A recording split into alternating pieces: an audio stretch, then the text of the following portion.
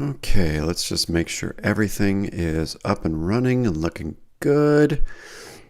Excuse me. And once it's running and looking good, we will we'll get going. You know, almost there, almost that time. I think everything's good there. That seems good. We're just gonna minimize that and put that there. We're gonna go like that. We're gonna go like that.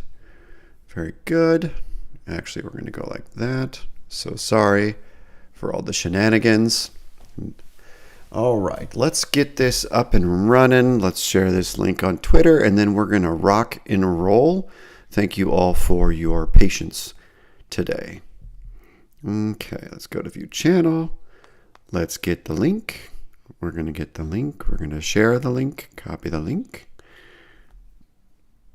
And then we're going to rock and mute that because, oh boy, there's that. Here's this. Here's this. And we are live.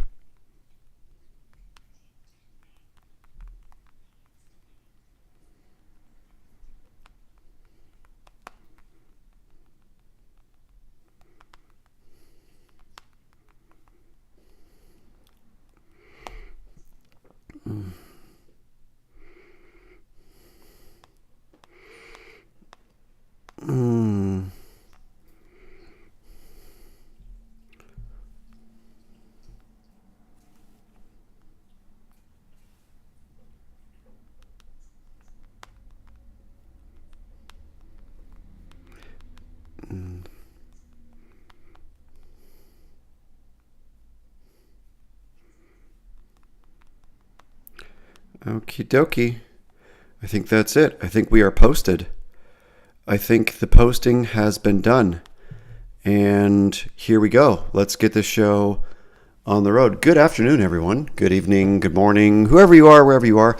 My name is indeed Dr. Patrick Lockwood, and this is my weekly broadcast called UnShrink Me, my podcast every week, which is specifically about mental health and clinical psychology, psychiatry, and everything related to mental health. This is a weekly podcast specifically dedicated to informing consumers, calling out the people in my profession, in the profession, who are not doing their job, not by name necessarily, but just focusing on the concepts and ideas that do not help people and trying to create a more aware consumer base. So this is a podcast actually mostly for consumers of clinical mental health services, be it psychiatry, psychology, therapy, etc., coaching.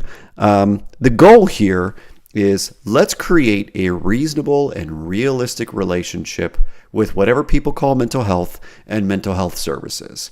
And there's so much bullshit out there. There's so many people who are quacks, so many people who are gurus, so many people who believe that their outdated ideas are correct, so many people who believe that their new ideas are correct. And a lot of it is just garbage. And so what I'd like to do is help protect the consumers from the garbage, be reasonable, a little critical, maybe even potentially funny sometimes, and try to, strike up a conversation with the people watching and listening about the topics at hand. And today's topics are oh so fun. So we're going to talk about autism today and Tylenol because that's the trendy thing right now. We're also going to talk just a smidgen about politics and therapy because it's just a never-ending story of a topic. We're going to talk about graduate psych training. We're going to talk about the American Psychological Association, as always, because they always say stupid crap. And we're going to talk about the general concept of healing, and we're going to talk about the general concept of building a life. So, without further delay,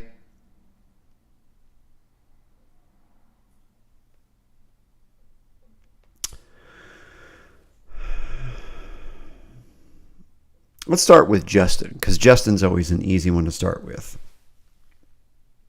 So Justin Garson, who is, I think, an admittedly anti-psychiatry person, anti-therapy person to some degree.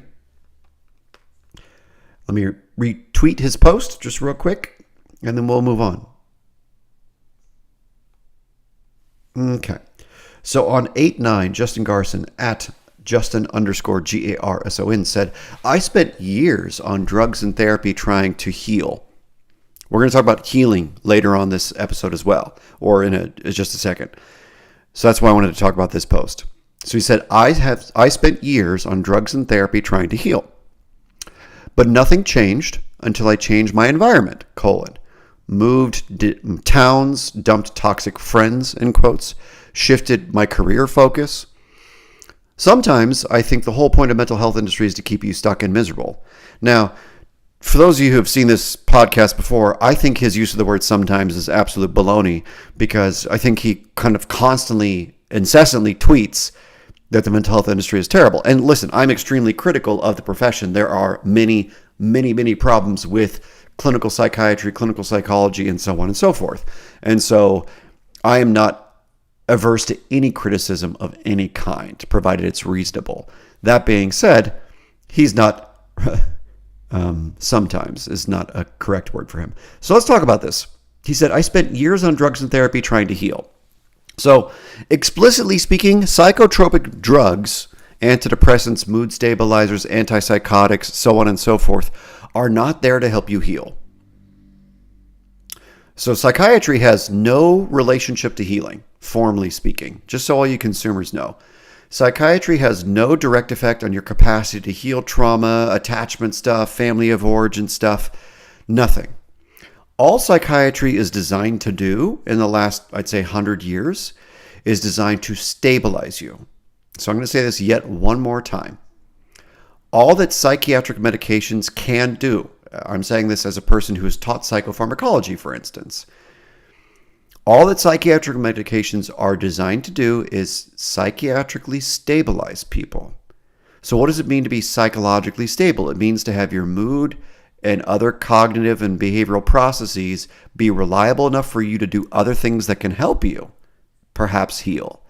So in many cases, psychiatry has nothing to do with healing, but in some cases, good psychiatrists will prescribe the right medications, if needed, that will stabilize you to the point that you can do difficult things such as deeper work, etc. Now, sometimes psychiatric medications will numb you out, which means that there's a chance that you can't do some of those deeper things that you would like to do in therapy.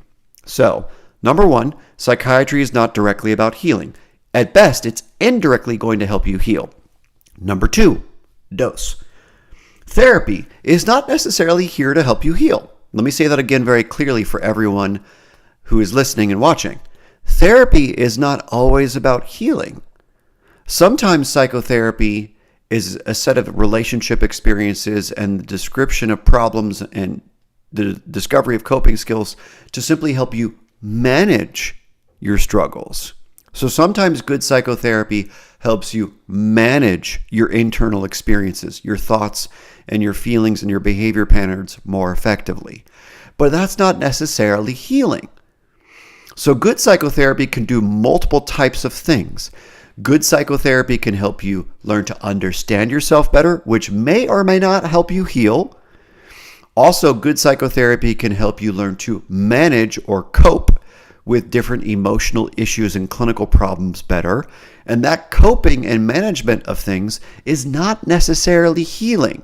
It might just be garden variety management so that you can function better in a given time or circumstance or about a given problem. Now, sometimes therapy is directly about healing, so like exposure therapy for PTSD, etc. Sometimes the focus of more depth-oriented psychotherapy and things like that is directly to help you heal. So Justin is correct/incorrect that therapy is about healing. Sometimes it's not. Sometimes people are so mentally ill that all they can functionally do is just get stable first. That happens when people are flooredly psychotic. That happens when people are flooredly bipolar. They're like so literally out of their mind with grandiosity and free energy and things like that and racing thoughts that they cannot manage themselves. They're so impulsive they can't manage themselves. So good psychotherapy can help you just manage your circumstance. And management is not the same thing as healing. Now, I would say that in many cases you have to learn to self-manage better in order to start the process of healing effectively, but there's no such thing as therapy for just healing. Noble Bear says, what is the underlying goal or principle that may lead to healing or may lead to management? I don't think there's a particular unified goal or principle, Noble Bear. I think that some people use some types of therapy for healing, and some people use some types of therapy for management. I think it's about the explicit, direct, negotiated relationship you have with the patient that is the underlying goal or principle.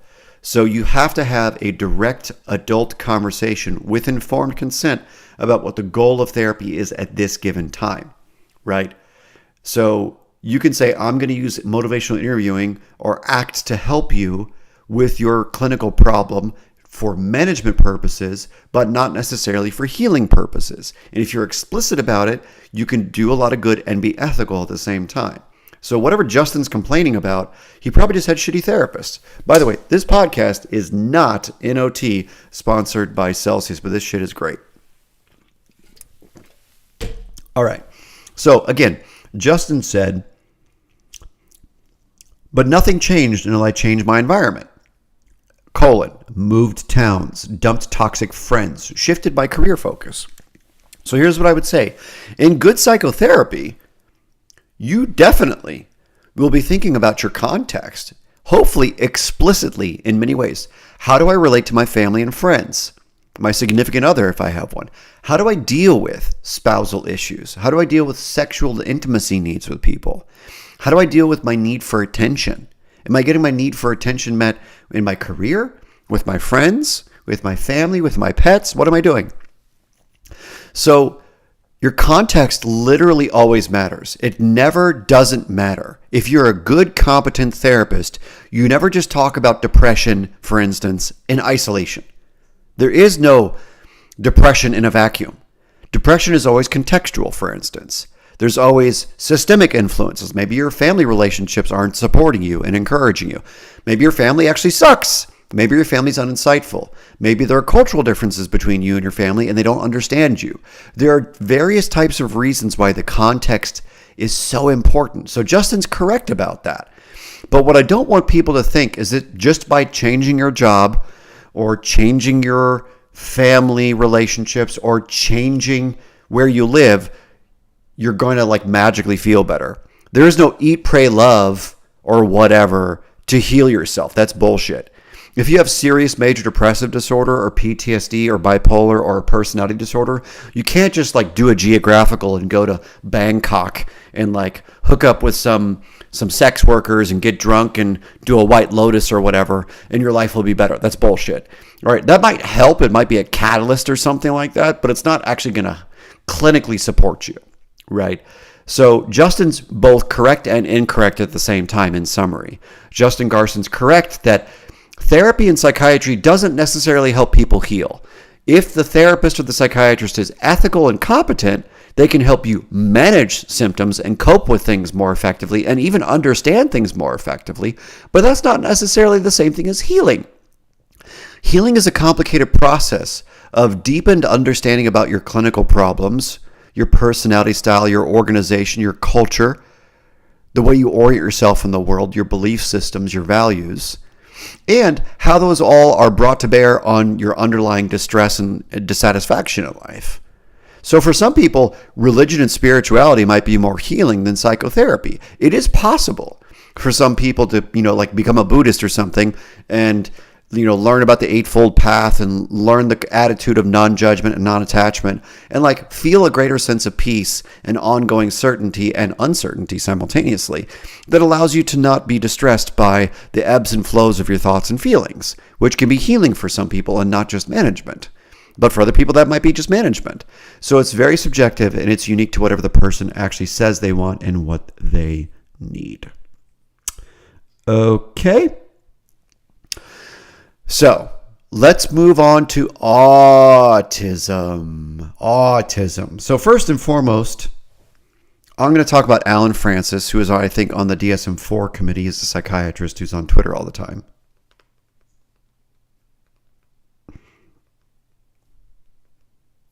Let me tweet this real quick. Okay, so Alan said back in July, I blame myself, Alan Francis, MD, at Alan, ALLENFRANCES, MD. Alan Francis said on July 14th, I blame myself for the current fad, the mislabeling of all human distress as autism. Any diagnosis that suddenly seems to explain everything really explains nothing. History of psychiatry is littered with fleeting fashions. So thank you, Alan, for admitting that. So there's been this uproar in the last week or so about RFK Jr., Donald Trump, Tylenol, and autism. And so here's something that everyone needs to understand. Dear consumers of psychotherapy, especially those of you who think either your kid might be autistic or on the autism spectrum or neurodivergent or whatever, and for other therapists or new clinicians, let's be clear about this. Autism is a complicated condition. Now, it was not back before 2013. Autism is not a simple thing to understand. Okay, let me just read this comment first because I think it directly relates to what I'm about to say. So Noble Bear says, so as a baseline, what is autism and what is it not? The actual diagnosis can be confused with the colloquial internet use of the term. All right, so the internet use of the term is anyone who is weird, emotionally reactive, or antisocial, or whatever. And that has nothing to do with autism as far as the actual criteria is concerned. So I'm not going to actually read the DSM-5-TR criteria because I don't think that's helpful. I don't think that people knowing the criteria is actually going to add to their understanding of things in a uniquely helpful way, if that makes sense. But let me just try to summarize the criteria a little bit for you in a way that makes sense, because the summary might be more helpful than the actual specific criteria. So let me just summarize criteria A real quick, because I think this is the challenge with all of these neurodevelopmental disorders, is because they're mostly seen in kids, the challenge becomes we have a mistaken notion because of the developmental level of the person that's being diagnosed.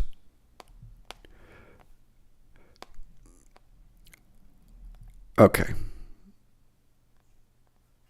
So let me not read the criteria, but just summarize. All right. So the word that's always used in DSM-5-TR criteria is the word persistent, by the way. This is one of the ways that you can differentiate some internet culture term from an actual diagnostic issue. Because when people are weirdos online, or when people are rude online, or antisocial online, or autistic online, or whatever, the word persistent is a huge part of it. So in criteria A, it talks about persistent deficits in social communication and social interaction. So some people, diagnostically speaking, struggle with both social communication and patterns of social interaction.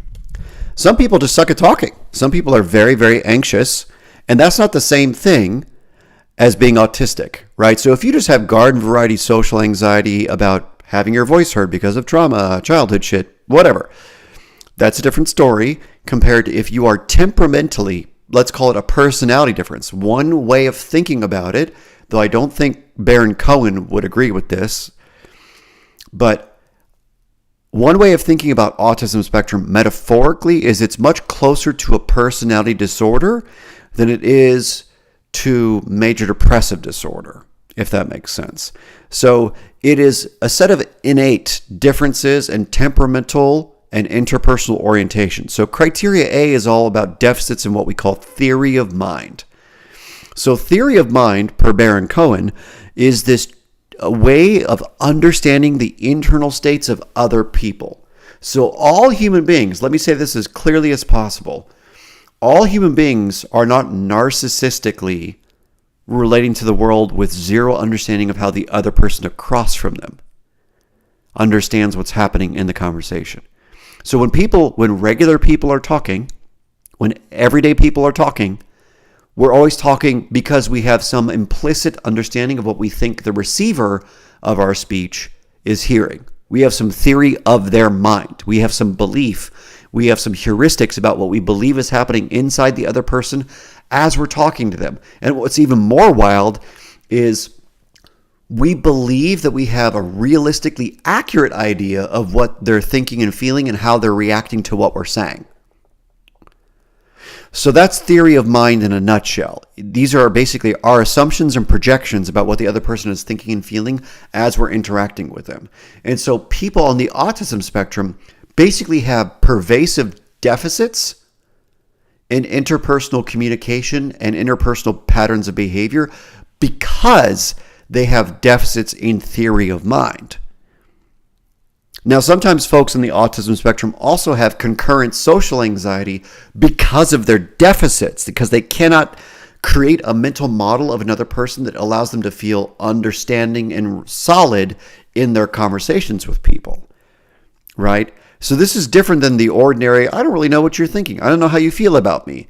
That's the ordinary version of this. The extraordinary version of this in autism spectrum is, I don't have the literal ability to create a hypothesis about what you're feeling and thinking. So because of that deficit, I will maybe not be as motivated to do things like make eye contact, right? So one of the stereotypes about folks with autism is they suck at making eye contact in a way that's socially normative. Either they not avoid it because avoid is the wrong intention. They just don't make eye contact. They don't care to make eye contact.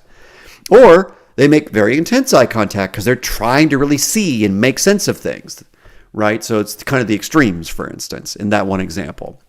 And so in that particular example about eye contact, the deficit of theory of mind is, I'm not internally motivated to care about what's happening in the internal world of the other person, so it doesn't matter to actually make eye contact with them. And it's not in a sociopathic, screw you, you don't matter to me, you're an object kind of way. It's in a very kind of almost like Buddhist sense of like, it doesn't matter. I'm not attached to it. There's no reason to be attached to it kind of way, if that makes sense. And again, I'm not saying autism is Buddhism or whatever, but like, I want the intention to be very clear that autistic folks are not sociopaths. That's not a fair comparison. But it's more like these deficits in theory of mind do not create an internal signal to attend to care about, to think about the internal states of other people. So you will observe very crystal clear, like this is one of the things that matters, very crystal clear patterns of deficits of interpersonal behavior that make it hard to relate socially, like eye contact, or even sitting and looking at the person in your body posture and attending to them in that way. Things like that. Also, like reciprocity of speech. If you have a deficit of theory of mind, that's like, well, I have these thoughts I have to say because this is what is expected of me, then you're focused on the fact that you have to say these things because the social expectation is, I have to say things to be part of this conversation. You're missing the idea that there have to be turns you have to take in the conversation. So people on the autism spectrum might talk over another person or communicate in a very stilted, non-choreographed, non-reciprocal way because they're hyper-focused on there's like this mechanistic, I have to communicate this full thought thing.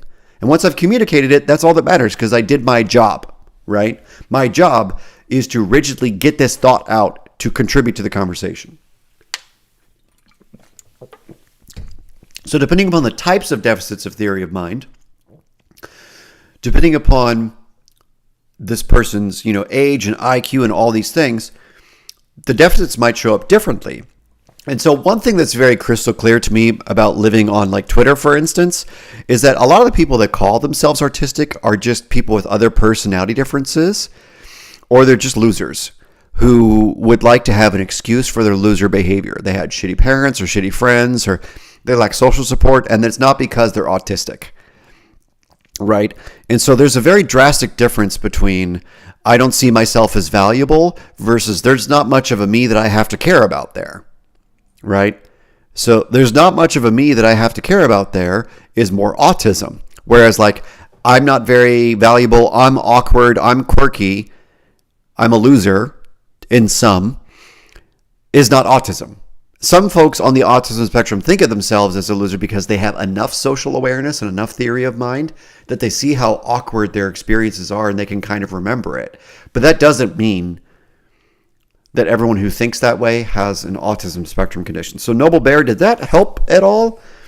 Just a kind of like shorthand kind of thing. Also, the restricted repetitive patterns of behavior, like people on the autism spectrum are rigidly interested in a couple of things usually. It's not usually broad, fascinating interest. They're like hyper-focused on like rocks or whatever it is in my case. So there you go. So let's go back to the original topic, which is Tylenol. So Tylenol. Let's talk about it. I'm just trying to find the tweet because holy cow. Yeah, a little bit. Good. I'm glad to hear that. Okay, let's find it. Let's find the Tylenol tweet.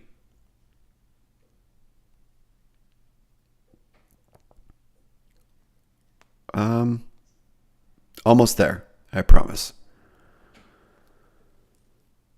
Okay, so there have been a number of posts out there today and this past couple of weeks about Tylenol and autism.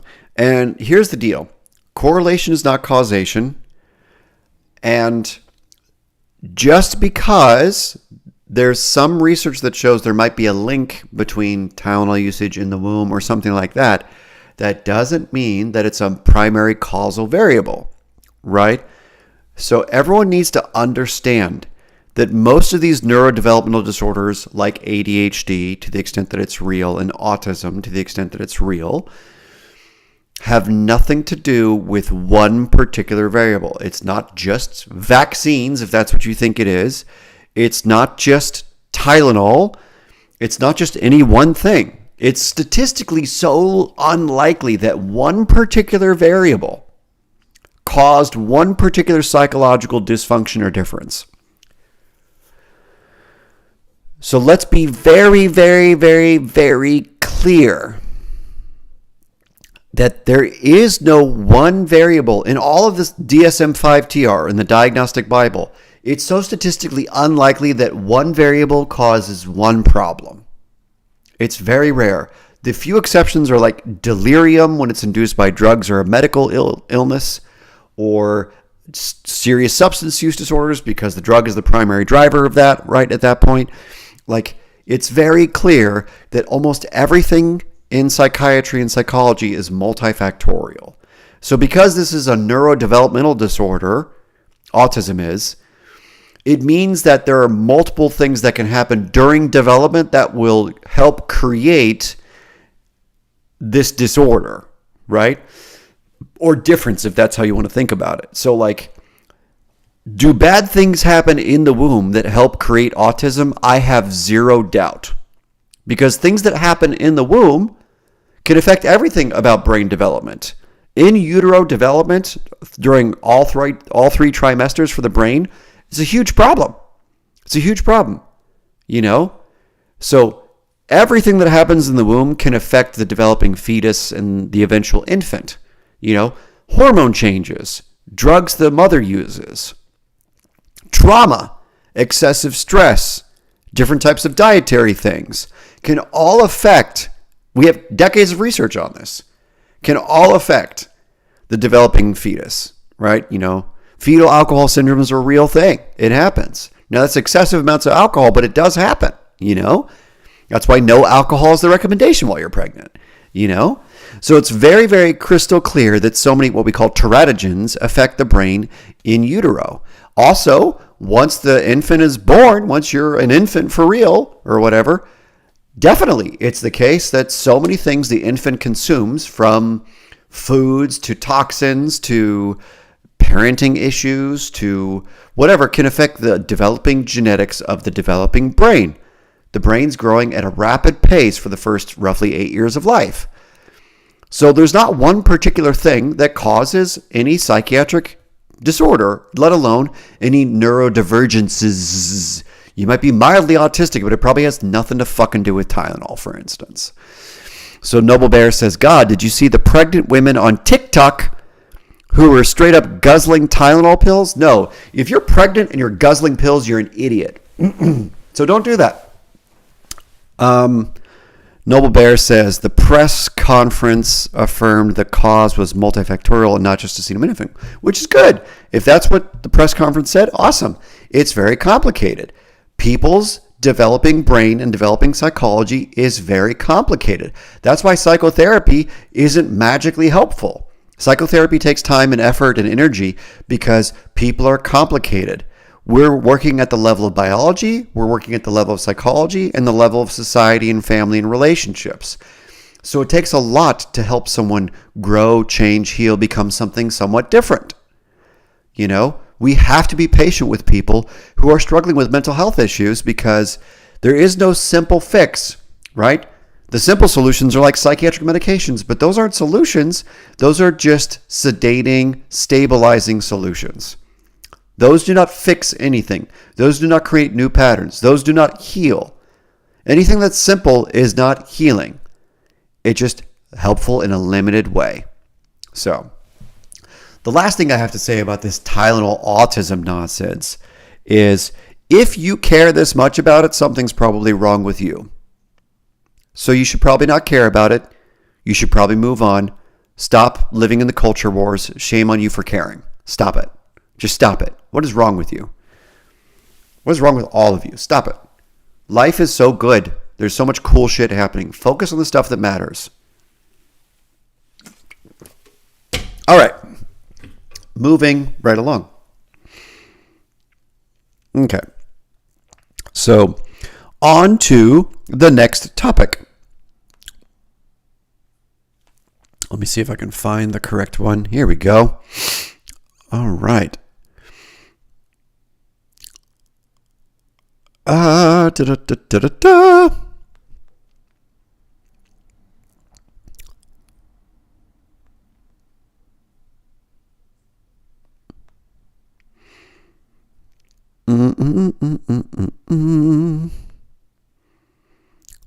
I'll find it. Also, the American Psychological Association this week. Let me just tweet this real quick. Okay, here we go. Also, the APA, the American Psychological Association, admitted this week that autism is not one particular thing. Here's the quote from their image that they posted. In quotes, public health policy must be guided by rigorous research and scientific consensus. We are deeply troubled by the reckless promotion of unsupported research that unjustifiably blames mothers and fuels stigma against individuals with autism. Such political bullshit.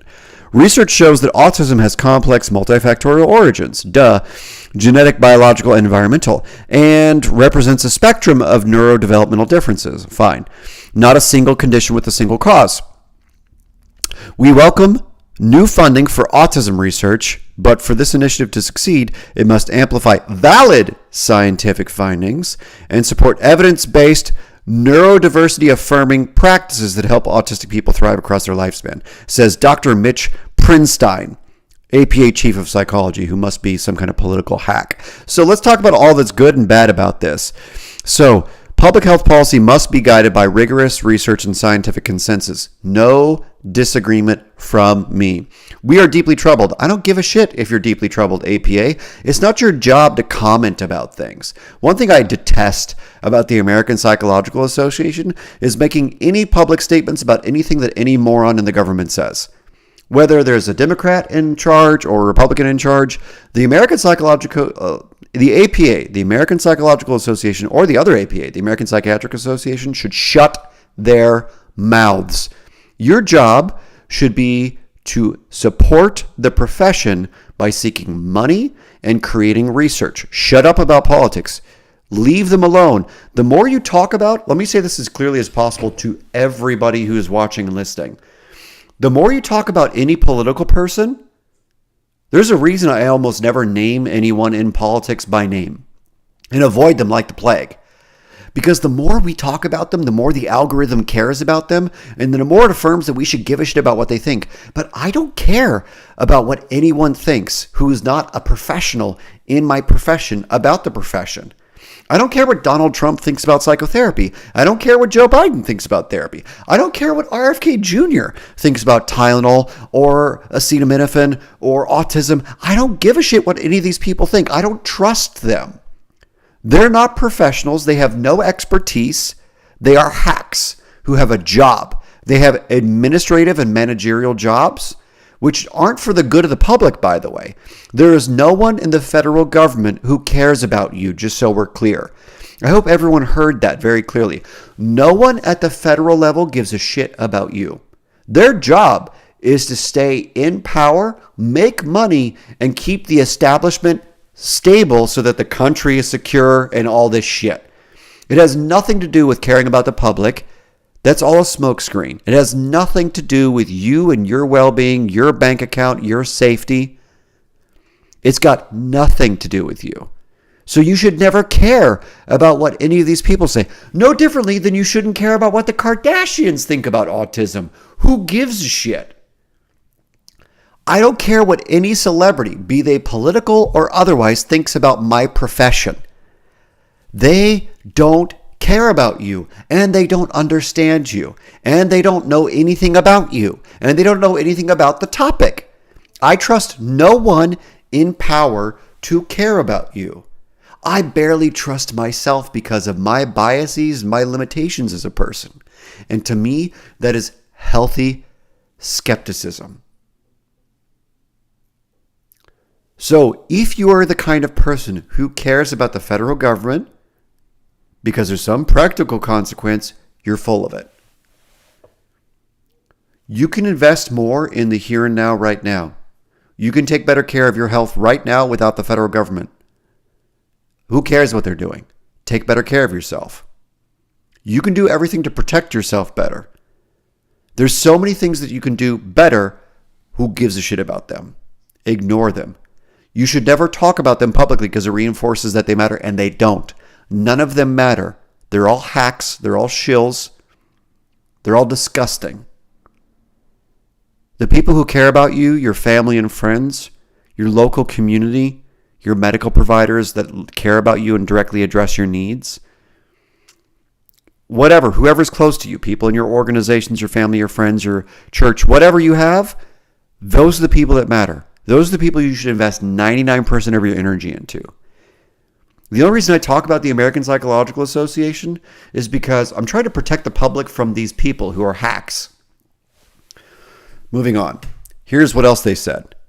Research shows that autism has complex, multifactorial origins. Absolutely. Genetic, biological, and environmental. Absolutely. And represents a spectrum of neurodevelopmental differences. For sure, of course. Not a single condition with a single cause. So that's where the bullshit is. Autism is a specific condition. It's deficits of empathy and restrictive patterns of behavior. It's a single condition. Full stop. But it doesn't have a single cause. We welcome new funding for autism research, but for this initiative to succeed, it must amplify valid scientific findings. Scientific findings you like. And support evidence-based neurodiversity affirming practices. No. Affirming nothing. No. We should treat people with respect. But to be specific about the type of respect, no way. So, there you go, APA. Thanks for continuing to send a mixed message and be sort of competent. Okay. We have some comments here.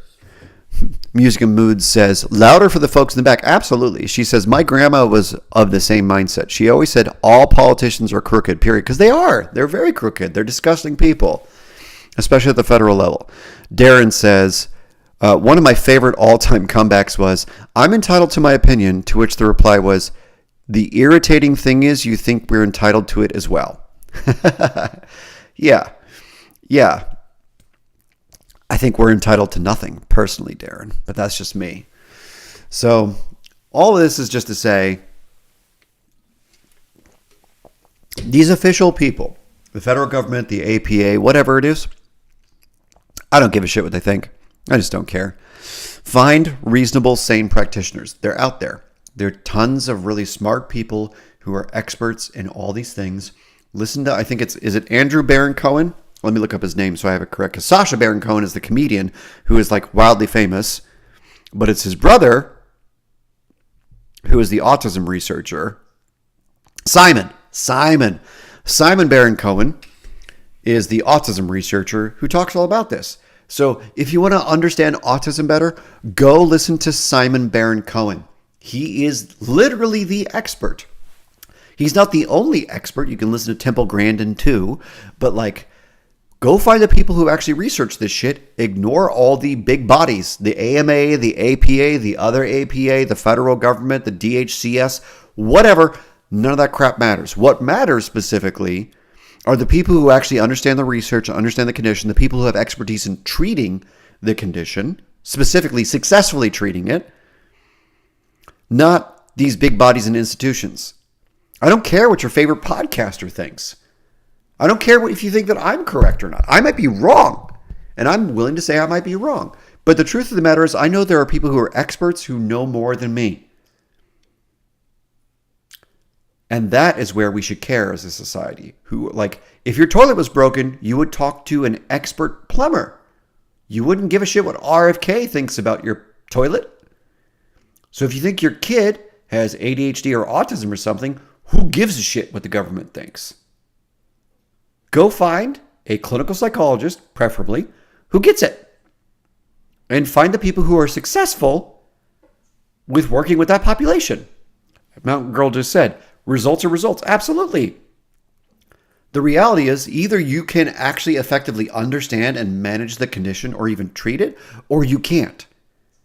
But all these people talking are just wasting time and space in the universe, and they just need to go away. Honestly. All right. The kind of final big topic for today's broadcast is about Therapyland. Therapyland is the world's worst theme park. For all the reasons that I've talked about many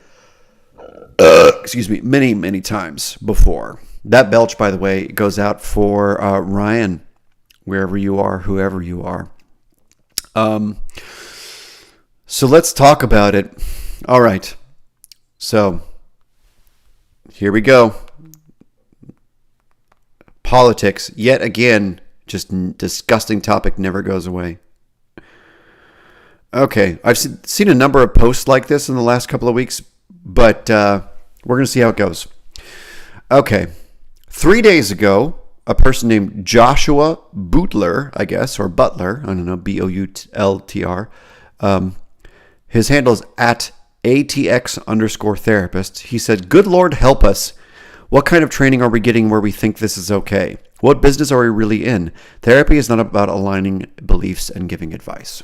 So here's what he's talking about. Somewhere on Facebook, which there's probably not much helpful information on Facebook, but I could be wrong.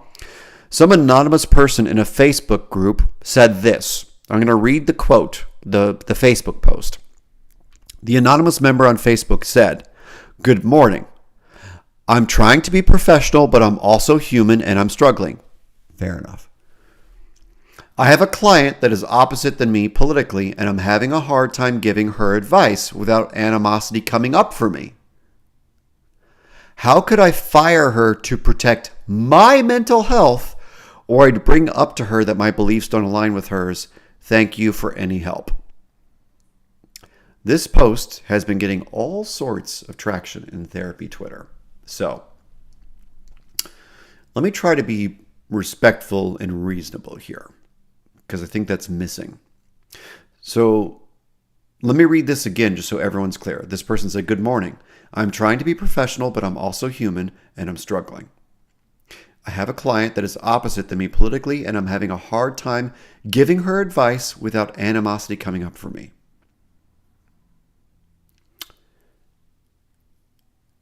How could I fire her to protect my mental health, or do I bring up to her that my beliefs don't align with hers? Thank you for any help." So this person is saying, I'm having a very strong emotional reaction because of politics. So I need to fire her. First reaction, or this person, whoever this therapist can be male, female, who knows. But like this person's first reaction is, how could I fire her to protect my mental health? Or do I bring it up to her that my beliefs don't align with hers? Okay, so let's talk about the fact that this clinician's first reaction is fire the person because I have feelings that I can't manage, or do I actually talk to the patient about it? So, dear therapists, if there are newly licensed professionals listening, or even long-term licensed professionals who are unclear about this, your ethical duty, no matter what, is to get a handle on your feelings. If you are working with a patient, and it doesn't matter what the topic is, it could be child molestation, which a lot of us have strong reactions to. It could be sexual assault, which a lot of us have strong reactions to. It could be politics. It could be loss and grief. It could be money. It could be a trauma that's similar to yours.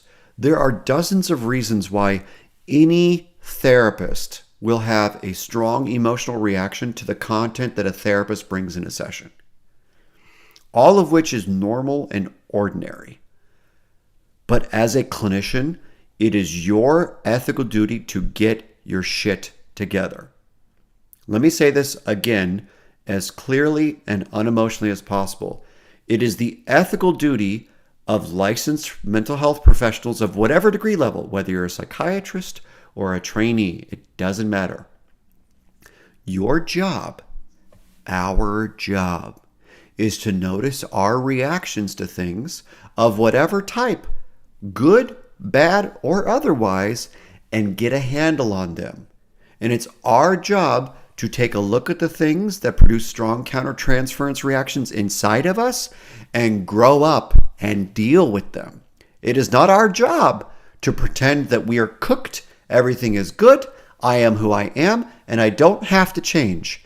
You chose a profession that says you are ethically required to manage, for the sake of your patients, to manage your personal reactions. So they not only don't hurt the patient, but they help the patient.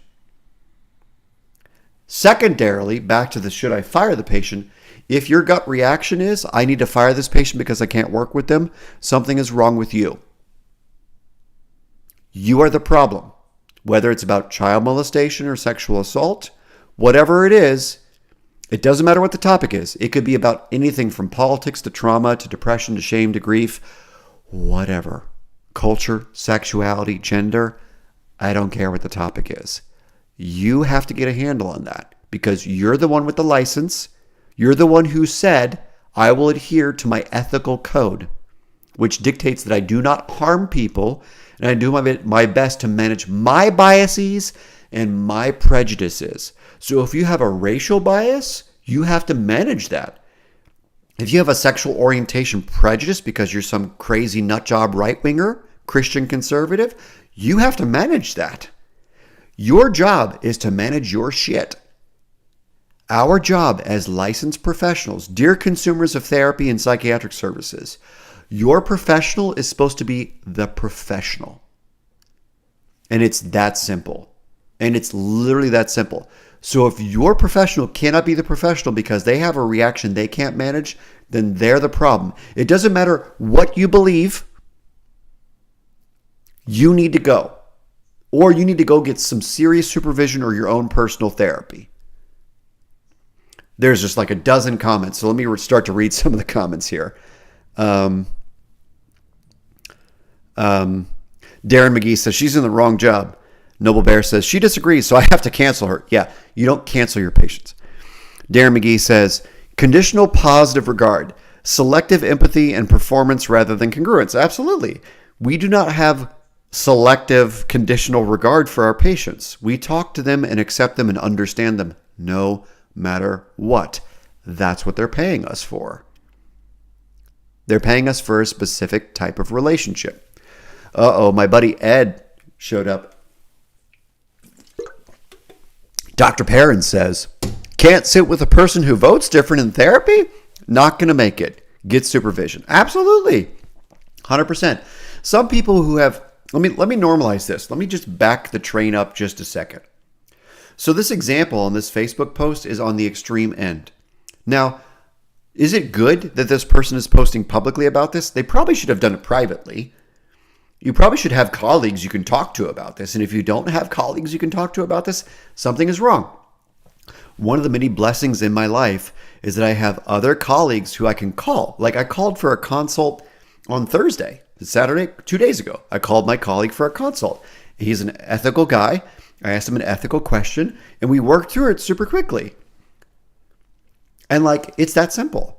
And so like, if you're a competent mental health professional, you have probably a handful of colleagues that you trust who are ethical, who you can talk through things. So consultation is a big part of being a good clinician. Supervision is also super helpful. Some people really, really need supervision. I do supervision for a living. I love it. It's one of my favorite things. I supervise pre-licensed interns and it's super fun. I get to see them grow, develop their clinical skills, develop awareness of their countertransference, and they go out there and become excellent therapists. And I love it. So just to normalize this, we live in a politically insane climate in the United States of America. And anyone who's on social media has a deranged version of politics in their head. So there's some normalcy to, like, I can understand why this person posted this Facebook post. I can even sympathize with it because at this person's core, I can imagine my gut reaction is they do genuinely feel a little bit lost about what to do. And so I'm happy that this person chose to seek out advice because what really bothers me and what I think is the more insidious problem in clinical mental health counseling and psychology and psychiatry is when therapists narcissistically believe that their shit doesn't stink and I'm going to handle it the way I want to handle it. It's really the problem, it's genuinely a huge problem when therapists believe that their unethical behavior is something they're justified in doing. So props to this person for recognizing that there's a huge ethical problem with their reaction. They're at least insightful enough to go, boy, something is wrong such that I'm having such a strong reaction. Now, they're also not insightful enough to realize that there's something wrong with them that they want to fire the patient.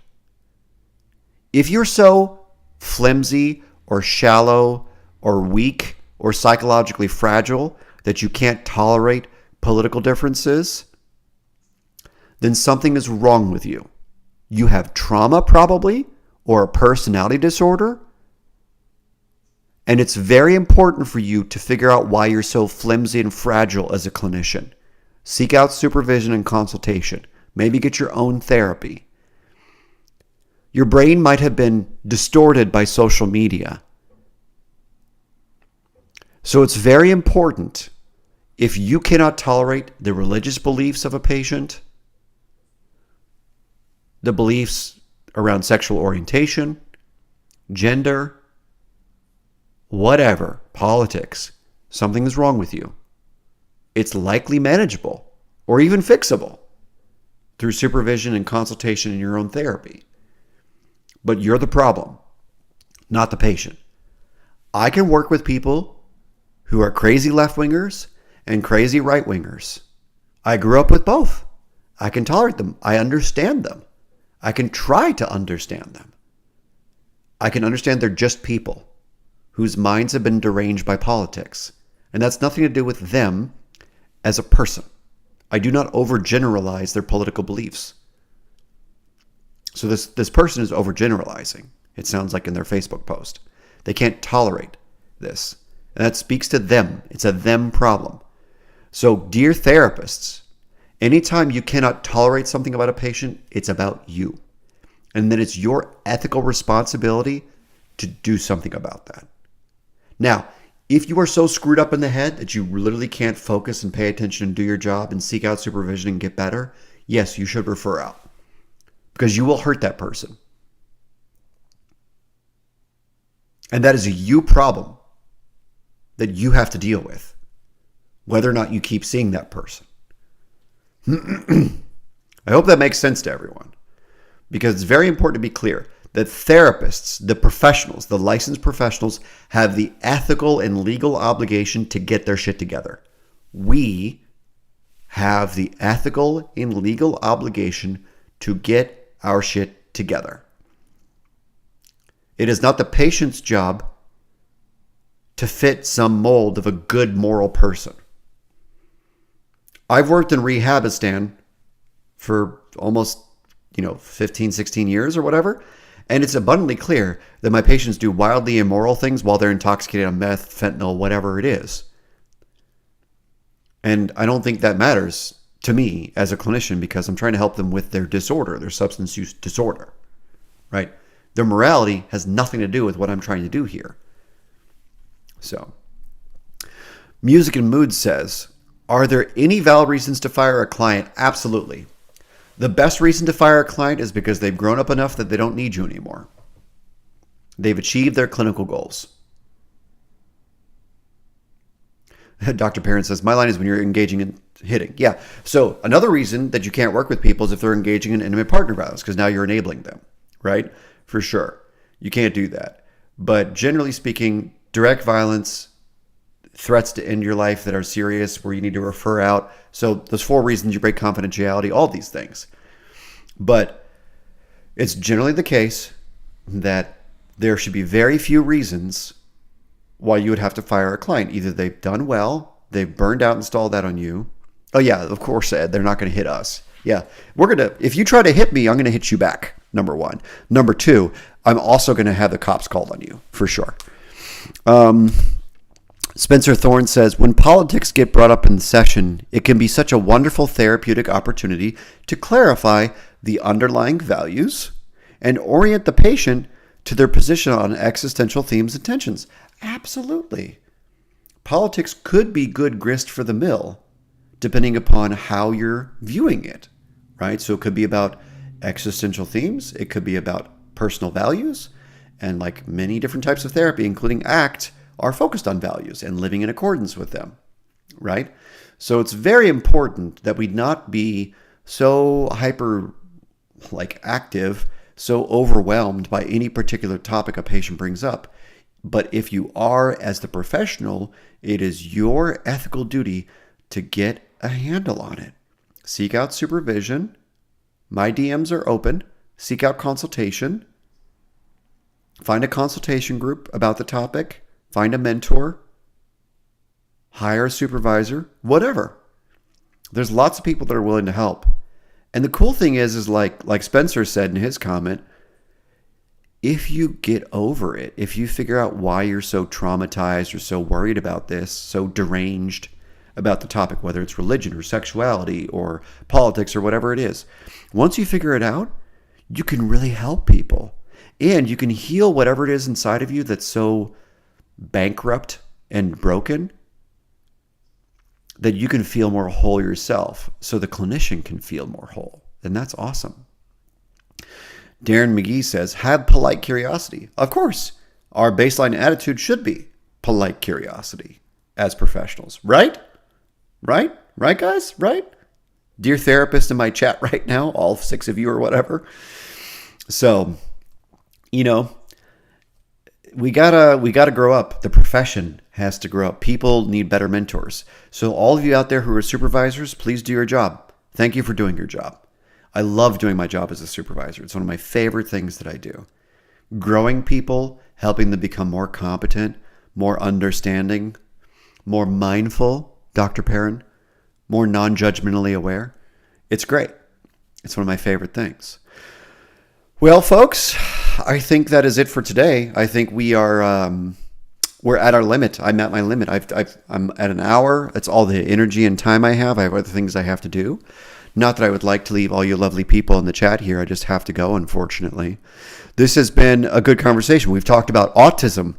We've talked about politics and countertransference and things like that.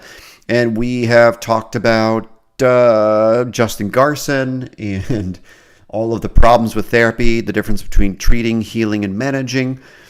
And it's been a good show, and y'all have been great in the comments. Thank you so much for being here and commenting and liking and sharing. Please subscribe if you're not subscribed. Please share this episode with anyone who you think would be helpful. I'll be posting a clip later today, hopefully something provocative enough, maybe with a belch in it. So thank you for being here. And As always, I like to end these episodes with a joke. And so I just want to trot out one of my favorites, which is I once had this patient who was like terrified of staircases and stairs, which was absolutely perplexing to me. So I asked him, it's like, why do you have this like intense phobic reaction to stairs, to staircases? And I said, like, it doesn't make any sense. Why are you so afraid of stairs? And he said, well, because they're always up to something. All right. Have a good day. Please like, share, and subscribe. And we will talk to you again next Saturday around the afternoon. And please take good care of yourselves, take care of each other, and life will get better.